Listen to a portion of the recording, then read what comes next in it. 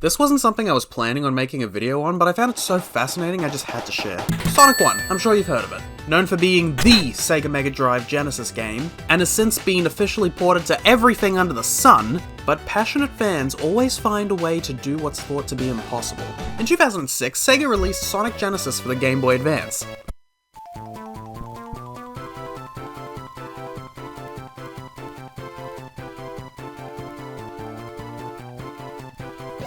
It was terrible.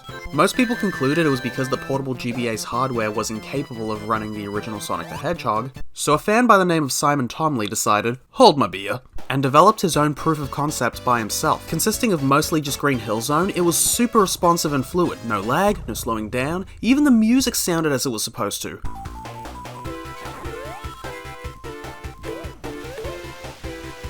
Making the whole thing look effortless, and its official counterpart amateurish in comparison. Simon Tomley, or Stealth as you're more likely to know him as, went on to co-develop with Christian Whitehead the 2013 mobile ports of Sonic 1 and 2, and later Sonic Mania. Okay, that's pretty impressive, but it's not like you could, I don't know, port Sonic 1 to a system that was out at the same time as Sonic 1, such as a direct competitor Sonic 1 on the SNES. Who doesn't have blast processing now? In 2020, user Tiago SC shared a demo of a Super Nintendo homebrew running on a custom engine based on the original game's code. Everything runs well, but there's some noticeable differences due to the Super Nintendo having considerably different hardware to the Sega Mega Drive, such as the color palette being slightly different, the resolution being slightly narrower, and especially the music. Sonic 1 was a game that utilized many of the unique aspects of the Sega Mega Drive, making its visuals and audio very distinct from anything else at the time. So much so that comparing it to the SNES was their primary marketing strategy in America. So can you imagine how much people's jaws would drop if they saw this in the 90s? Because even if this is just an unfinished demo, what it showcases is still incredibly impressive. Amazing before this, the only Sonic game on the SNES was a bootleg reskin of Speedy Gonzales. But it didn't stop there, because in 2023, another demo from Tiago SC surfaced built on the same engine, but this time on the Sony PlayStation, Sega's other competitor during the 90s. Except unlike the SNES version that has hardware-based changes out of necessity, this one does it purposefully. Green Hill's colors are much more vibrant, and the music is updated with a CD quality version. I really like that. So ever since seeing this, it kept my interest for a while because of how I found out you play mods and homebrews on a CD-based system. Since cartridge-based systems like the SNES, the N64, and GBA have flash cards that let you load anything onto them with a microSD card, and later modern systems like the Wii and 3DS directly had an SD card built into it already, but you can't exactly slap a cartridge into a PS1. Touché. I never considered how you do this on something like a Sony PlayStation until I learned all you need is a blank CDR disc, and just put the files on it and it works. I had to try this when the opportunity came up. Fast forward to today, or whenever it was I recorded this, when I was picking up dollar store supplies and noticed a burnable CDR with 700 megabytes for only $2! How could I say no? So I just had to put the disc in a PC's DVD drive, if your PC even has one, and as I rushed to download the demo, it turned out the site it was hosted on is not currently available anymore. Well, that sucks. But while searching for another possible link, I came across something else entirely. Another classic Sonic homebrew project for the PS1. Now, I suppose this shouldn't be surprising given how many Sonic fan projects exist, and how learning to develop your own game projects within the limitations of an existing retro game hardware has become both more popular and the resources to do so significantly more widespread. One day, I want to put Five Nights at Freddy's on the GBA. I don't know how I'll do it, I'll figure it out at some point. Among many homebrew projects developed for the PS1 in recent times, I came across Sonic the Hedgehog XA, developed by Luke Sam UK, I think? Sorry if I got that wrong. And was showcased during Sage 2025. What does XA stand for? I don't know, maybe the X is for PSX? Oh, it's a widely used audio format on the PlayStation. Got it. Sonic is named after a fast-moving sound, so I guess that's fitting. So after downloading the disc image, you can't just slap it on the CD as if it were a USB storage device. You need to burn it onto the CD using a program called Image Burn, and after several long minutes of my PC sounding like it's about to launch through my roof like a rocket, it was ready. Mandatory with things burned on CDs to have a shoddy label written in Sharpie, so there's no way I just put this in here and it works, right? Well, there we go, it's PlayStationing. That was so easy, I mean, too easy. Like, it can't be that simple to burn anything onto a CD and just play it on the PS1, no issues, right? I need to check something. Can you see all that dust? Oh, gross. Regret! That would certainly explain a thing or two. I'm pretty certain that's not supposed to be there. So yeah, that's definitely a mod chip to bypass security checks on the PS1. And apparently this was so common for people to be installing back in the late 90s, early 2000s that any PS1 you buy secondhand is likely to have one in there. I have a spare second PS1 and yep, I don't even have to open it. It already has a sticker underneath confirming it. Loading, because it's on a CD. This is a fan game, a homebrew demo made with educational and recreational purposes and is not for sale.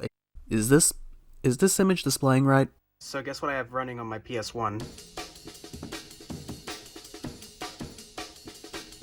Sonic! Okay, choose a character. Sounds like the music has a bit of a delay, which isn't a surprise because it's loading off a CD. Oh, here it comes. I'm playing Sonic on the PS1. It's weird how much of a normal thing this is, but how weirdly absurd and exciting it is to me. Sonic. Peel out, drop dash. I got everything I need. And this looks like Wood Zone from the Sonic 2 prototype. But that music, it sounds eerily familiar. It's the same music that plays in that bootleg Sonic 4 SNES game. Wow.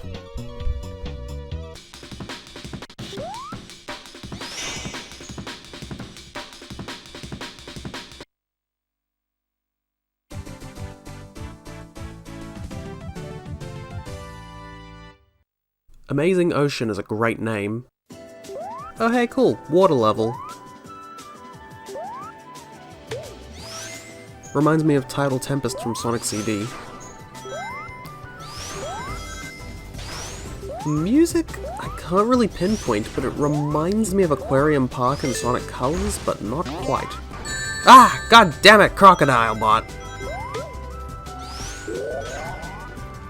Ugh, the interlaced signal is not doing well with the recording here. The curse of having a PAL console. Trying this again with Tails. I really like the original sprite art on the characters, it looks really nice. Can we swim? Yay, Tails can paddle! How dare you, whatever it is you're supposed to be. Yeah, this sounds like Aquarium Park and Sonic Colors.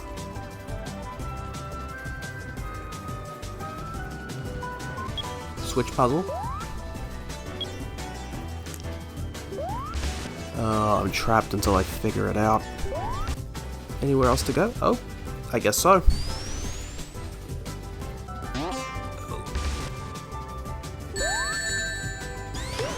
Okay. That's cool, I guess. And it brings me back to where I was. Fine, I'll figure out your stupid switch puzzle. Yay, freedom! Oh, and the level just ends? Okay. On Green Hill for some reason, and Tails is bugging out. I don't know why his sprites are going weird. Oh! Oh, Tails infected the signpost. Gross.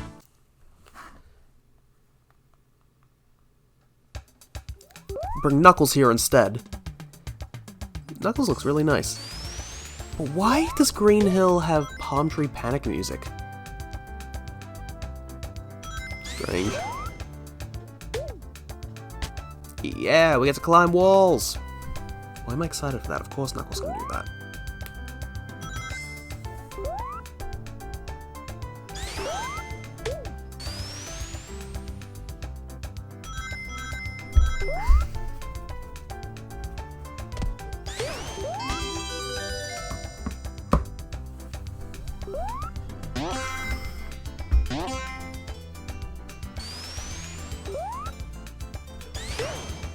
Bloop.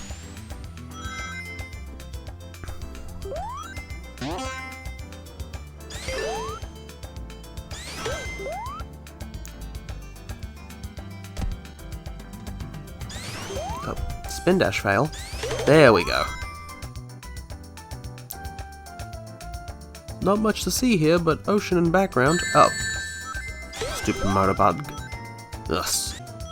Was that the 3D blast sound effect for stopping?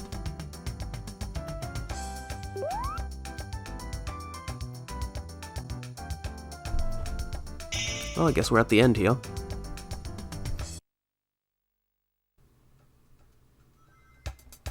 Oh, there's more Green Hill.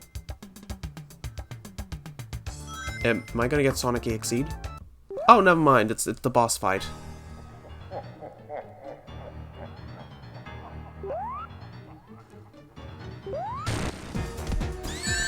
Okay, I really like the music here. Oh, sorry, Knuckles. Take that. And this! No, I'm not dying here. Yeah. Oh, okay, bye then. Get back here! Oh hey, he's got the Mania balancing animation. Thanks for playing!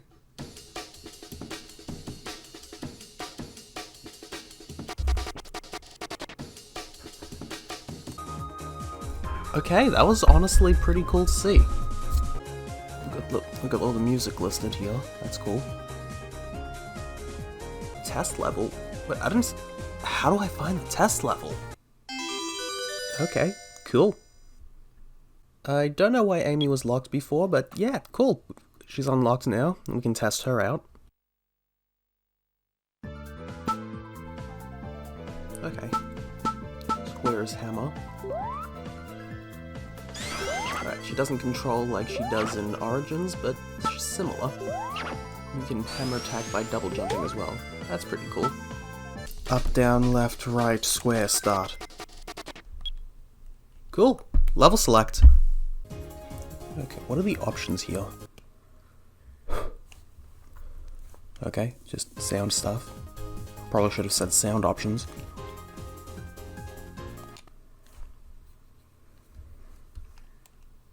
And it takes me back to the main menu. What is happening to the clouds? Sprite test. That's interesting. Okay, so it literally shows us all the sprites. Cool. Oh. Oh! And we got like full rotations for everything as well. What's model test?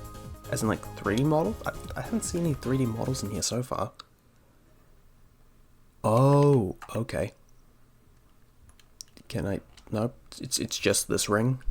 That's pretty cool. So there's 3 test levels. Test level zone.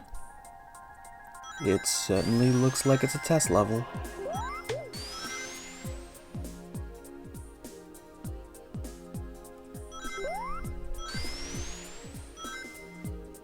I guess testing rolling physics here. Oh! Hello! Yeah, that catapulted me up. Let's try the second one of Tails.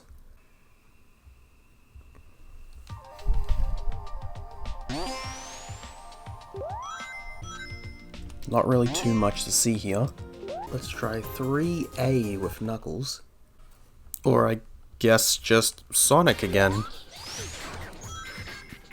That's weird. Oh. Oh, never mind. I'm still alive. Oh, that's cool. Slopes don't launch Sonic in the classic games. Moonwalk Sonic. Moonwalk Sonic. Alright, let's try this last one as Amy. Test level 4, I mean 3B. Never mind, I guess I'm Knuckles.